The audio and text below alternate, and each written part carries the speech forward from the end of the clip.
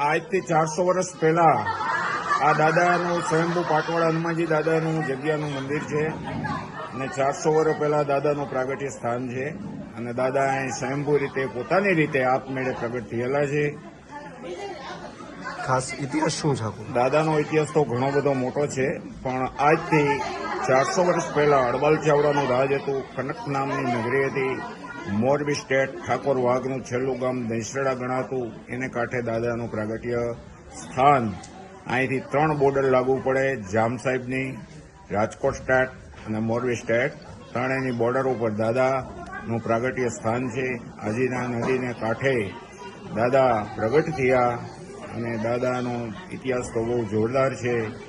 પહેલા દાદા જ્યારે પ્રગટ થયા ત્યારે દાદાને લેવા માટે ખાખરાબેલા ગામના માણસો તથા ઓટાળા ગામના માણસો લેવા માટે દાદાને આવ્યા અને ખોદી અને ગાડામાં નાખ્યા. ગાડું લઈ અને હાલતા થયા તો રસ્તાની અંદરમાં ધરો ભાંગી ગયો અને દાદા હતા એ જગ્યા ઉપર આવી અને ફરીવાર બેસી ગયા પોતાના સ્થાન ઉપર. એ છોડવા માટે એક ઘડી તૈયાર નહોતા. ફરીવાર આગળના ભોળા માણસોએ કાંઈ પણ વિચાર્યા વગર પાછા દાદાને ખોદવા માંડ્યા. દાદાની આખી મૂર્તિ બહાર હતી. હરવે હરવે કરી અને દાદા જમીનની અંદરમાં અડધા ઉતરી ગયા પછી દાદાએ એવું વિચાર્યું કે આ મારો ખેડ મેલશે નહીં, એટલે બધાને આંધ્રા ભેદ કરી નાખ્યા. જેટલા માણસો હતા દાદાએ પહેલો જ પરચો બધાને આંધ્રા ભેદ કરી.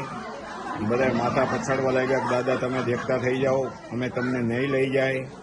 પહેલો જ પરચો દાદાએ એવો પૂર્યો. બધાને 15, 17, 20 જણા હતા અને બધાને દેખતા કર્યા અને પહેલો પરચો અહીંયા દઈ દાદાએ કીધું જાઓ.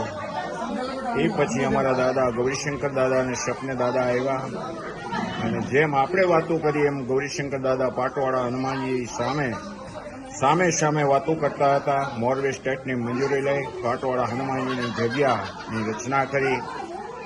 દાદાને પૂછી અને ભવ્ય મંદિર બનાવ્યું, ભોજનાલય બનાવી, રૂમો બનાવ્યા અને બધાને જમવા કારવવા બેસડવાની વ્યવસ્થા કરી.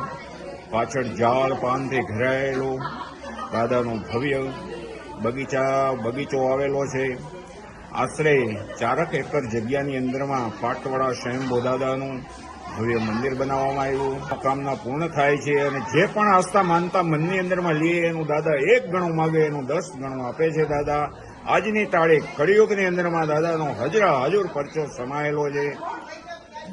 30 મિનિટ દાદાની મૂર્તિ સામું તપથી તમે જોઈ ન હોગો, જોવો તો દાદા સામું જોવા ન દે એટલું તેજ દાદાની અંદરમાં સમાયેલું છે.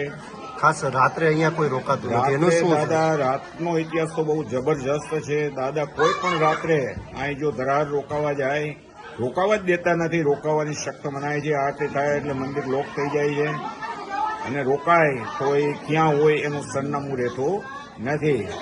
ગમે ત્યાં બહાર ફેંકી દે છે દાદા.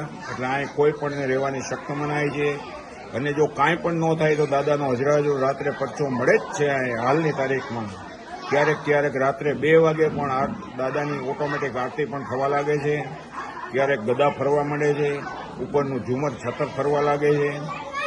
કંઈક પણ દાદાના પરચા અહીં સમાયેલા છે.